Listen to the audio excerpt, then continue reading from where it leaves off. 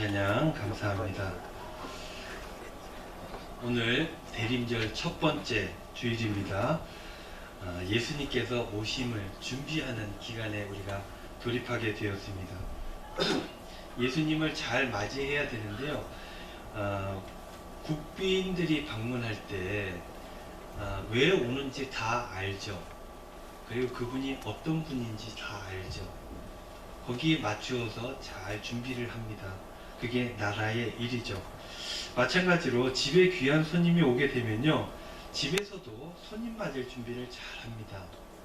손님이 오는데 준비 하나도 안 하고 음식도 없고 집안도 정리가 안 돼 있고 그런 집에 가면은 무시당했다 이렇게 생각이 되어지죠. 그래서 손님이 마음이 상해서 오래 있고 싶어 하지 않습니다. 갔던 이유가 무색해지는 거죠. 그래서 잘 준비를 해서 손님을 접대하는 일은 굉장히 중요한 일입니다. 그 귀한 분이 누구인지 왜 오시는지 알게 되면 더 잘 준비할 수 있게 되는 것이죠. 대림절은 주님 오심을 기다리는 그런 절기죠. 주님께서 이 땅에 오신 이유가 무엇인가 그것을 잘 알게 되면 주님을 잘 맞이할 수가 있게 되는 것입니다. 대림절을 의미 있게 보낼 수 있게 되고 성탄절을 더욱더 감사함으로 맞이할 수 있게 된다는 것입니다. 여러분, 예수님께서는 왜 우리에게 오셨을까요? 오늘 본문 말씀을 통해서 그 의미를 찾는 귀한 시간이 되었으면 좋겠습니다. 오늘 본문 말씀은요, 예수님께서 사역을 시작하는 장면들이 등장하게 되죠. 복음서마다 예수님 사역 시작하는 장면들이 나오게 되는데, 누가복음에서는 4장에 그 예수님의 일들, 공생애가 본격적으로 시작되는 것을 묘사하고 있습니다. 3장에는 어떤 얘기가 나오냐면요, 예수님께서 세례받는 장면이 나오게 되죠. 그리고 3장 이후에 4장으로 탁 넘어가면서 세례받고 나서 어떤 일 당하세요? 시험 당하는 일들이 벌어지게 되죠. 예수님께서 시험을 받으신 내용이 있고 4장 뒷부분이 바로 오늘 본문 말씀인데요. 4장 뒷부분에 바로 예수님의 사역, 즉 말씀을 전하는 사역이 시작되는 것들을 묘사하고 있고, 이 묘사를 통하여서 공생애가 시작되었다는 것을 독자에게 알려주고 있는 것입니다. 예수님께서는요, 시험 이후에 모든 결단들이 삶의 현장들로 그렇게 나아가게 되는데, 그래서 여러 곳을 다니면서 말씀을 전하셨던 것입니다. 누가복음 4장 15절 말씀, 친히 그 여러 회당에서 가르치심에 뭇 사람에게 칭송을 받으시더라. 회당에 가서, 당시에는 이제 성전이 온전치 않기 때문에 회당마다 이렇게 예배드리고 말씀 나누고 하는 곳들이 있었죠. 그래서 그 회당으로 나아가셨던 거예요. 거기에서는 성인 남성이면 누구나 성경을 읽을 수 있었고 누구나 해석을 할 수가 있었습니다. 그래서 예수님도 그곳에 가서 회당에서 새로 하나님 나라에 대한 이야기, 성경에 대한 해석을 해내었던 것입니다. 그런데요, 그 말씀에 힘이 있었습니다. 뭔가 수박 겉핥기식의 성경 이야기가 아니라 삶에 대한 이야기가 있었고 우리의 삶에 연결되어지는 말씀으로 해석을 해 주셨던 것입니다. 그래서 힘이 있었고 사람들에게 새롭게 받아들여졌습니다. 그래서 많은 사람들이 회당에서 예수님의 말씀을 들으면서 새롭다, 힘이 있다, 능력이 있다, 그러면서 굉장히 높이 예수님을 평가하기 시작했던 것입니다. 그래서 성경이 이렇게 기록하죠. 뭇 사람에게 칭송을 받으시더라, 그렇게 기록을 했던 것입니다. 그렇게 말씀을 전하시다가 이제는 나사렛이라고 하는 동네로, 그 회당으로 들어가셨던 것입니다. 예수님께서 어린 시절 자랐던 것이 바로 이 나사렛이라는 동네죠. 이곳에서 예수님은 굉장히 매우 의미 있는 말씀을 하셨습니다. 듣는 사람들도요, 이게 굉장히 인상적이었던 거예요. 그 전 말씀을 보면 말씀을 전하셨다, 그리고 많은 사람들에게 칭송을 받았다 정도로 묘사했다면, 요번에는 그 내용이 들어가 있습니다. 이것은 뭐냐면 누가복음서를 기록한 저자가 이 이야기를 기점으로 해서 예수님의 사역이 본격적으로 시작되었다는 것을 알려주고 있는 장면인 거예요. 사람들에게 굉장히 인상적으로 가슴에 팍 남는 그러한 임팩트 있는 말씀을 해 주셨다는 것입니다. 그래서 누가복음에는 여러 설교가 있으나 이 본문 말씀이 처음 설교인 양 그렇게 소개하고 있는 것입니다. 매우 그 내용이 중요하다라는 이야기죠. 우리가 꼭 알고 있어야 하는 것들입니다. 우리가 이것을 알아야 우리 주님께서 어떤 일을 하시려고 그 공생의 사역들을 시작하셨나를 알 수 있게 되는 거죠. 바꾸어 얘기하면 예수님께서 이 땅에 왜 오셨는지가 오늘 본문 말씀에 나와 있다는 그런 이야기인 것입니다. 예수님께서는 오늘 말씀을 통해서 자신의 사역을 이사야서 구약 시대의 그 말씀 성경을 가져와서 인용해서 그렇게 말씀해 주셨어요. 이사야 61장에 나오는 말씀인데 한번 보겠습니다. 61장 1절로 2절 말씀.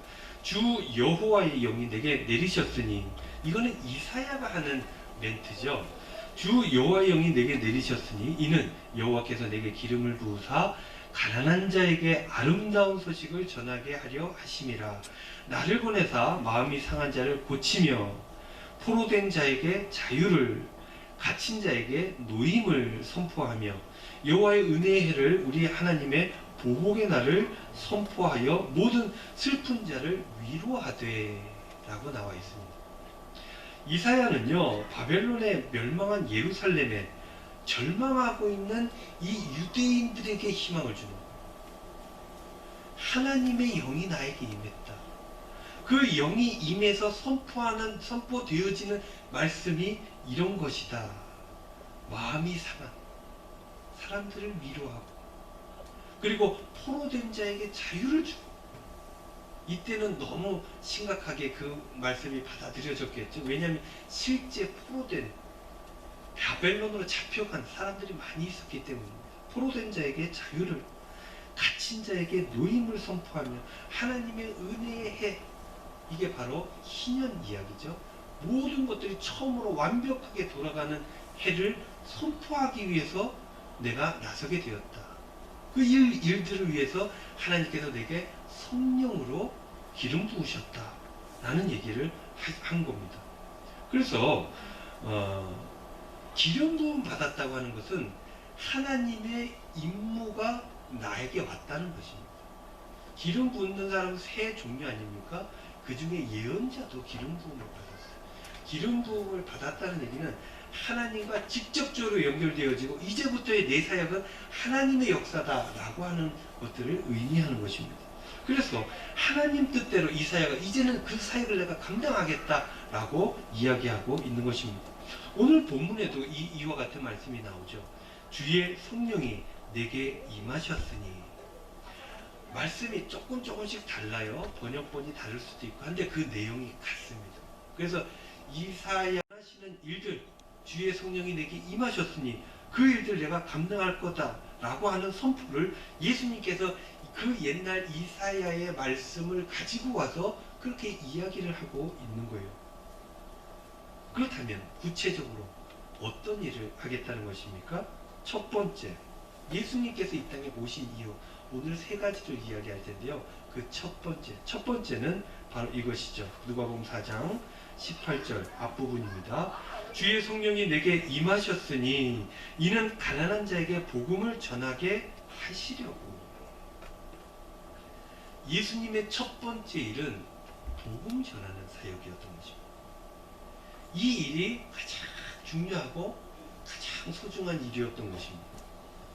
복음 전파, 복음이 뭡니까? 복음은 복복자의 소리 음자를 쓰죠. 한문으로 복된 소리다라는 이야기인 것입니다. 여러분, 성경, 신약 성경 맨 앞부분에 나오는 책이 뭡니까? 마태복음, 그 다음에 마가복음, 누가복음, 요한복음 이렇게 써 있어요. 그래서 이것들을 복음서라고 읽습니다. 복음서, 복된 소리가 있는 책이다라는 얘기예요. 그 복된 소리가 있는 책에 나오는 이야기들은 무엇입니까? 그 주제가 바로 다 예수님에 대한 이야기였다는 거예요. 그러니 복된 소식은 무엇입니까? 바로 예수 그리스도입니다. 예수님께서 하시는 일들, 그 일들로 인하여서 얻게 되는 그 모든 은혜들, 이것이 바로 복음이라는 거예요. 이것을 바꾸어 얘기하면 뭡니까? 예수님께서 우리를 사랑하신다, 그 이야기입니다.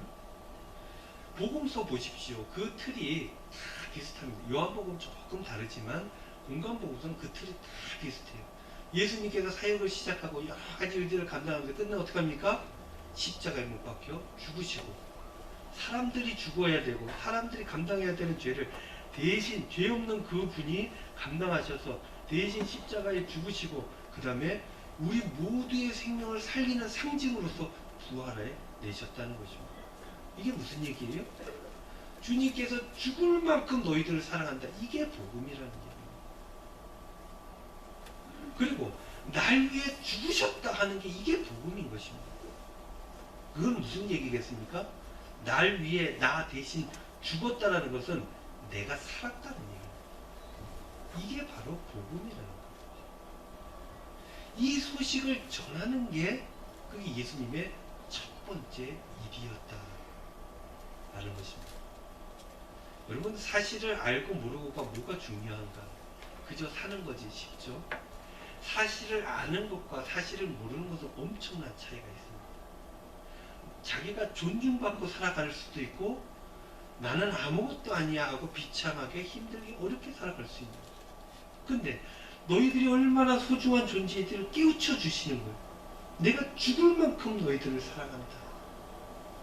그래서 너희들을 사랑받는 사람들이고 너무나 소중한 존재들이다 하는 것들을 알려주는 거죠. 그러면요, 여러분들 인생이 바뀝니다. 여러분들 사랑하면 어떻게 됩니까? 세상이 변하죠. 세상이 아름다워집니다. 사랑받으면 이 세상에 그 어떤 것도 무섭지 않고, 이 세상에 그 어떤 것도 두렵지 않습니다. 사랑이 그렇게 바꿔주는 거예요. 그 사랑을 알려주는 일, 그 복음을 전하는 일, 그것이 예수님의 첫 번째 사역이었다. 그것을 위해서 예수님께서 이 땅에 오셨다라는 것입니다. 그럼 두 번째, 어떤 일을 감당하기 위해서 오셨습니까? 누가복음 4장 18절 하반절 말씀. 내게 기름을 부으시고 나를 보내사 포로된 자에게 자유를, 눈먼 자에게 다시 보게 함을 전파하며 눌린 자를 자유롭게 하고. 예수님은 이 일을 위해서 이 땅에 오셨다는 거예요. 포로된 사람. 포로된 사람은 잡힌 사람이죠. 잡힌 사람. 자유가 없는 사람입니다. 바꾸어 얘기하면 이 포로된 사람이라고 하는 것은 어딘가에 묶여있는 사람입니다. 내 의지대로 내가 다닐 수 없는 사람이에요. 포로된 사람은 어디에 묶여서 자유롭지 못한 사람을 이야기하는 것입니다. 그러니까 이게 무슨 얘기겠습니까? 자신의 삶은 없고 남들이 원하는 삶을 살아가는 사람들, 포로된 사람들. 그런 사람들이 자유롭게 온전히 하나님 주신 자신의 삶을 살 수 있도록 하시겠다는 선포가 이 말씀 안에 있게 되는 것입니다. 두 번째, 눈먼 사람이 등장하게 되죠. 보지 못하는 사람. 여러분, 보지 못하는 게 가장 큰 장애 아니겠습니까? 시각장애인은 세상을 볼 수가 없죠. 아름다운 걸 볼 수가 없고, 바른 것을 볼 수가 없고, 이치를 볼 수가 없는 것입니다. 그 내용이 이 말씀 안에 담겨져 있는 것입니다. 예수님께서는 이런 사람들을 찾으셨어요. 그리고 힘들고 어려워서 세상을 제대로 보지 못하고 왜곡하여 보고 삐뚤어진 세상을 살아가는 사람들에게 바로 보게 해주신 것입니다. 하나님의 능력을 보게 해주셨고, 하나님의 은혜를 보게 해주셨고, 하나님께서 만드신 이 세상의 온전한 삶의 이치를 볼 수 있도록, 그래서 바른 삶으로 살아갈 수 있도록, 영적인 삶으로 살아갈 수 있도록 회복시켜 주시는 일들을 하기 위해서 예수님께서 이 땅에 오셨다라고 선포하신 것입니다. 세 번째로 등장하는 사람의 종류가 있죠. 눌린 사람. 눌린 사람 어떤 사람입니까? 뭔가에 억압받는 사람들. 억압받는 사람들은요, 온전히 판단할 수가 없습니다. 객관적일 수가 없어요.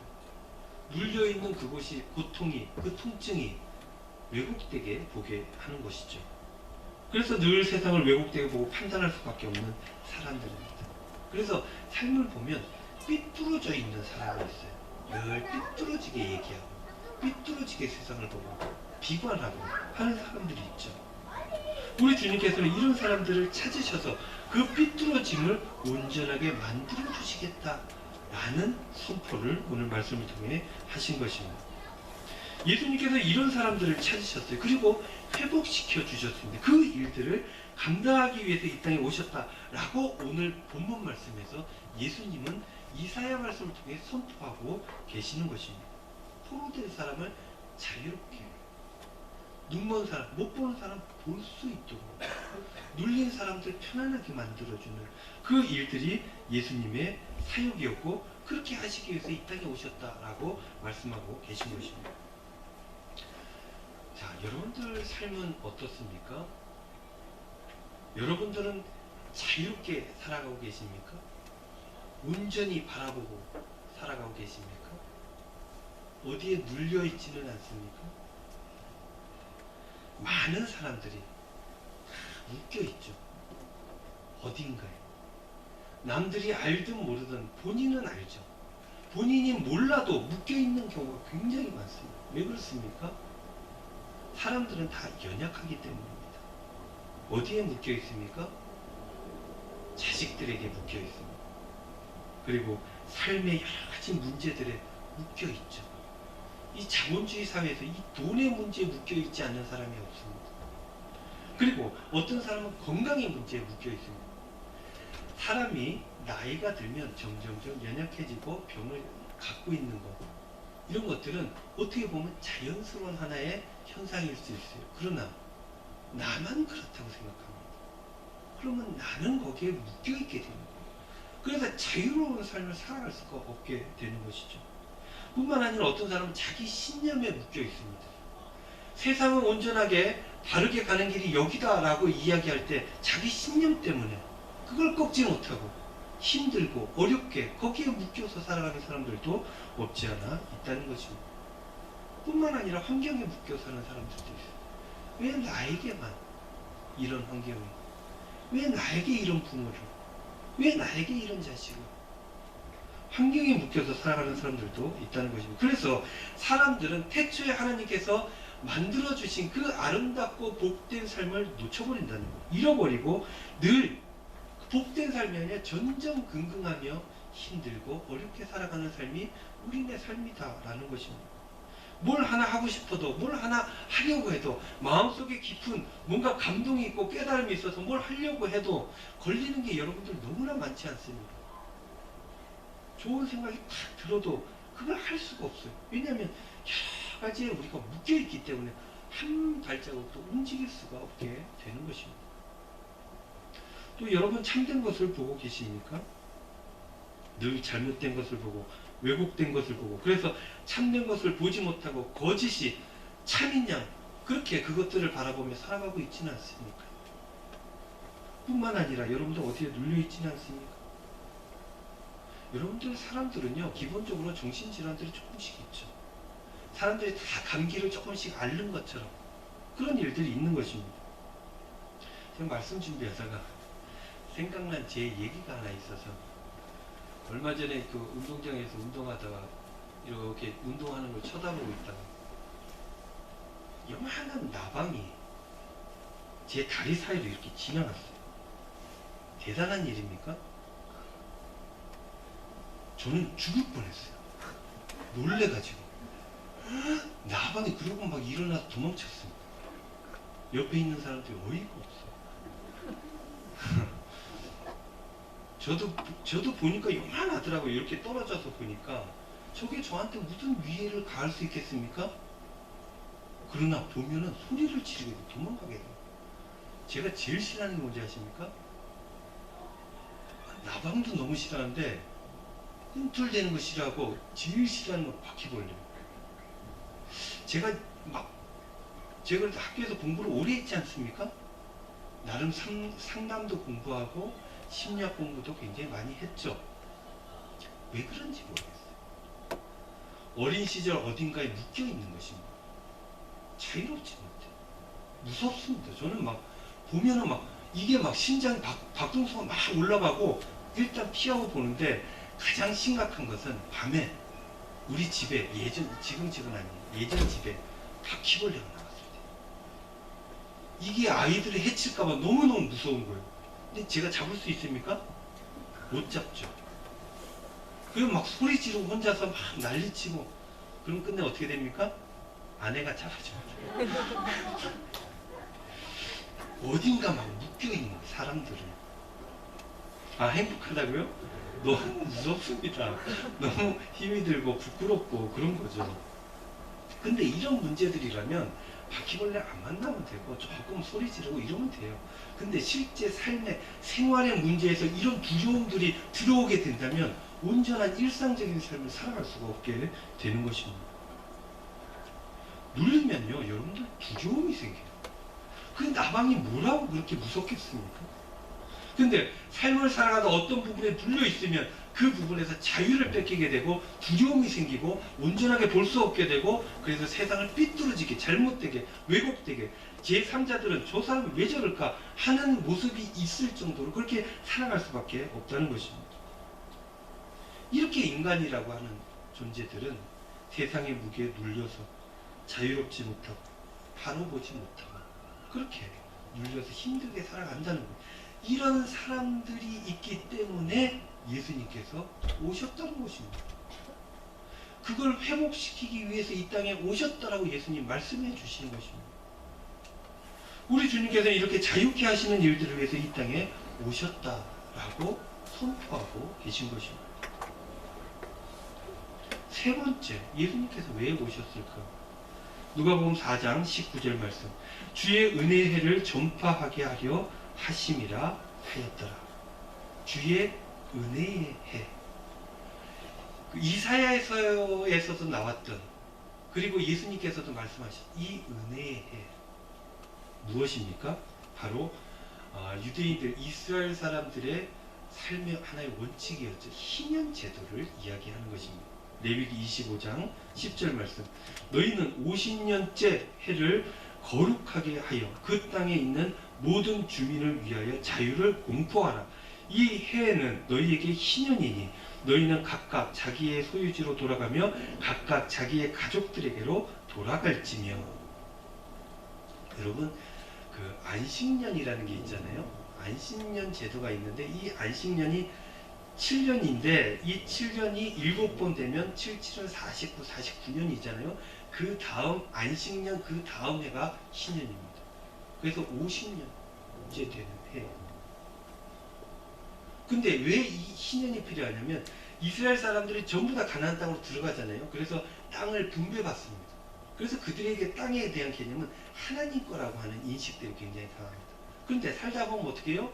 실수하기도 하고 넘어지기도 하고 잘못되기도 하고 사업이 실패하기도 하고 돈을 잃어버리기도 합니다. 그래서 살기 위해 땅을 팔기도 하고 자기의 몸을 팔기도 합니다. 종살이로 가게 됩니다. 그런데 이 희년법에 의하면 50년째 되는 해가 되면 그러면 땅을 원래대로 돌려줘야 됩니다. 긴 나팔 소리가 나면 이 종살이로 묶어서 일 시켰던 사람을 자유인으로 다시 풀어줘야 돼요. 이게 법이에요. 돈이 없어서 종으로 팔려갔다 할지라도 50년째가 되면 가족들에게로 돌아가는 것입니다. 이 모든 것이 처음으로 돌아가도록 그렇게 회복되는 세상을 위해서 주님께서 오셨다라는 거죠. 하나님께서 태초에 인간들을 행복하게 살라고 만들었지 힘들고 고통받으라고 이렇게 만든 게 아니에요. 그러나 힘들고 고통받는 것은 인간의 욕심에 의한 죄 때문에 그렇게 된 것입니다. 너는 죄 때문에 그랬으니까 죽어 마땅해 라고 얘기하는 것이 아니라 그래도 안타까워서 내가 그 죄의 문제를 해결해 줄게. 그리고 예수님께서 이 땅에 오셔서 그 책임을 져주시는 거예요. 그래서 희년을 선포한다는 것은 희망을 선포하는 것입니다. 너희들 이대로 끝이 아니야. 내일이 있어. 라고 얘기해 주시는 것입니다. 예수님의 이 선포에 대한 이야기를 우리말로 좀 풀어보면 이렇습니다. 너희들은 정말 소중한 존재들이다. 왜냐하면 하나님께서 너희들을 굉장히 사랑하시기 때문이다. 얼마나 사랑하시냐면 너희들을 살리기 위해서 하나님께서는 외아들을 내려주셨다. 그만큼 너희들을 사랑해. 이것을 말해 주시려고 오셨다. 두 번째, 너희는 죄로 인해 삐뚤어진 삶을 살고 있다. 포로된 자에게 자유를 빼앗기고 포로된 자처럼 자유를 빼앗기고 눈먼 자처럼 바라보지 못하고 눌린 자처럼 억압박을 하고 있는데 그것을 내가 회복시켜줄게. 그 일들 감당하려고 이 땅에 오는 거예요. 세 번째, 절망하지 마. 힘들고 어렵고 절망하지 말아라. 완전히 회복되는 세상이 임하게 될 거니까. 그러니 열심히 살아야 돼. 내일을 바라고 오늘의 삶에 최선을 다해야 돼. 그렇게 격려하기 위해서 예수님께서 이 땅에 오셨다라는 것입니다. 사랑하는 성도 여러분, 여러분들 어떻게 예수님 맞이할 준비를 해야 될지 이제 우리가 알게 될 것입니다. 어느 자리에서 예수님을 맞이해야 되냐면 여러분들 모든 자리에서 예수님 맞이해야 돼요. 어딘가에 묶여 있다면 그 자리에서 예수님 만나야 돼요. 바로 보지 못하는 삶의 자리가 있다면 그곳에서 예수님 기다려야 되는 거죠. 그리고 눌려가지고 정확하게 판단하지 못하는 그 자리가 있다면 그곳에서 예수님을 기다리고 또 만나야 되는 것입니다. 뿐만 아니라 주님의 은혜로 그렇게 회복되어져서 아직도 회복하지 못한 이 땅의 많은 사람들을 위해서 예수님의 제자니까 예수님처럼 그 일들을 감당하며 살아가야 되겠다 결단하면서 예수님을 기다려야 하는 것입니다. 그러기 위해서 우리는 성전 건축을 위해서 기도하는 것 아닙니다. 이 교회를 위해서 기도하는 것 아닙니다. 이 교회를 위해서 헌신하고 봉사하고 헌금하고 그 모든 일들을 감당하는 것은 우리 주님을 위한 일이고 그것은 우리 주님께서 하신 그 일들을 이 교회를 통해 내가 감당하기 위함인 것입니다. 이러한 삶의 자리에서 우리 주님을 기다려야 한다는 것입니다. 여러분 이제 대림절이 시작되었습니다. 4주간 동안 예수님 맞을 준비를 잘 하시면서 그렇게 주님을 만나셔서 회복하시고 새로운 삶의 자리로 나아가시는 저와 여러분들 다 되시기를 우리 주님의 이름으로 축원드립니다. 기도하겠습니다. 은혜로우신 아버지 하나님 고맙습니다. 성탄절을 맞이할 준비를 하는 대림절을 허락하여 주셨습니다. 이 기간에 예수님을 잘 맞이할 준비를 하고 그래서 새로운 삶으로 나아가는 저희 모두의 삶이 될 수 있도록 축복하여 주시옵소서. 감사드리며 예수님의 이름으로 기도하옵나이다. 아멘.